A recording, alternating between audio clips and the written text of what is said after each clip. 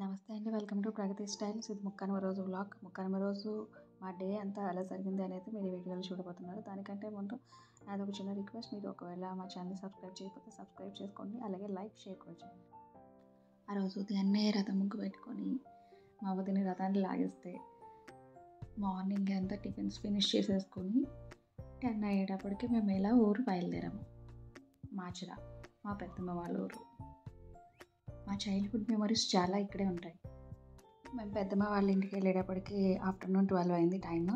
ఇంకా పెద్దమ్మ lunch time అయింది కదా, హరీబరీగా వంట ప్రిపరేషన్ స్టార్ట్ చేస్తే మా అన్నయ్య అంటే మా పెద్దమ్మ వాళ్ళ అబ్బాయి పెద్దమ్మ సాయం చేయడానికి చూస్తే నేను కూడా ఏదో ఒకటి సాయం చేయడానికి కూర్చున్నా. ఇంక ఇక్కడ మా చిన్నోడు ప్రణవ్, అమ్మ, డాడీ, వదిన, అన్నయ్య, మేనట్లు అందరూ ఇక్కడ ఉన్నారు. మా పెద్దోడు వీడియో తీస్తున్నాడు. భక్తి ఎక్కువ. ఆల్మోస్ట్ అన్ని దేవుడు అవతారాలు కూడా మా పెద్దమ్మ దేవుడి పీఠంలో చూడొచ్చు. ఇక్కడ కూర్చుంది నా మేనకోడలు అంటే మా అన్నయ్య వాళ్ళ అమ్మాయి తాత్విక. ఇంకొక పెద్దమ్మ వాళ్ళ ఇంటి దగ్గర చాలా రకాల మొక్కలు ఉంటాయి, పూల మొక్కలు, కూరగాయల మొక్కలు. మ్యాక్సిమం ఇంట్లోకి తను పండించిన కూరగాయలనే వాడుతుంది పెద్దమ్మ. ఇక్కడ కూర్చున్నారు మా పెద్దనాన్న.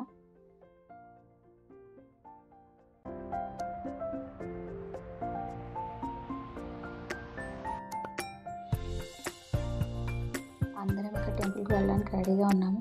తను మా వదిన అంటే మా పెద్దమ్మ వాళ్ళ కోడలు.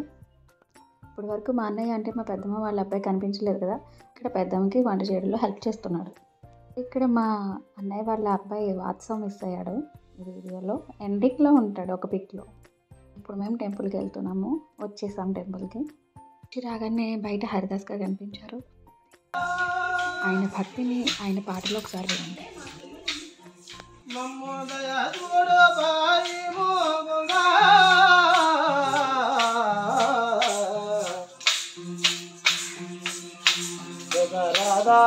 ధనుర్మాసంలోనూ ఇలా పండగ 4 రోజులు హరిదాసు తిరగడం అనేది మన కల్చర్లో ఒక భాగం. అయితే ఇప్పుడు చాలా రేర్గా హరిదాసులు అనేది కనిపిస్తున్నారు. అది కూడా ఈయన నడిచి తిరగడం అనేది నాకు చాలా హ్యాపీగా అనిపించింది. కొంతమంది బైక్ మీద తిరుగుతున్నారు. ఏదైతే ఏంటి, మన కల్చర్ని వదిలేయకుండా, వాళ్ళు ఓపిక లేదని కూర్చోకుండా, ఇలా ఏదో విధంగా మన కల్చర్ని ఇప్పటి జనరేషన్స్కి అలాగే నెక్స్ట్ జనరేషన్స్కి కూడా తెలిసేలా చేస్తున్నారు.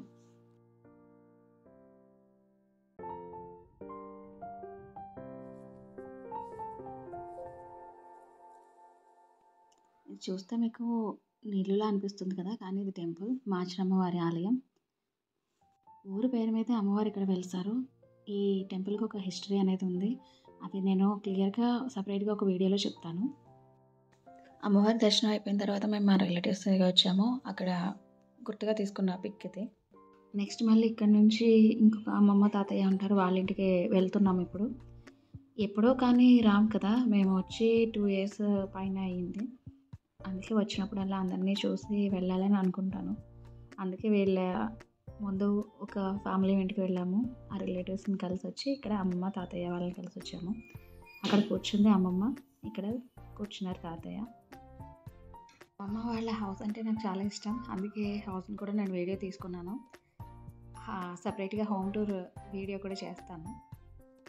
అలా కాసేపు అమ్మమ్మ తాతయ్య వాళ్ళ ఫ్యామిలీ మెంబర్స్ అందరితో మాట్లాడి మెమరబుల్గా కొన్ని పిక్స్ తీసుకొని పెద్దమ్మ వాళ్ళ ఇంటికి వెళ్ళి లంచ్ చేసేసి నెక్స్ట్ మళ్ళీ ఈవినింగ్ ప్రబల తీర్థం అనేది జరుగుతుంది, అక్కడికి వెళ్ళాము.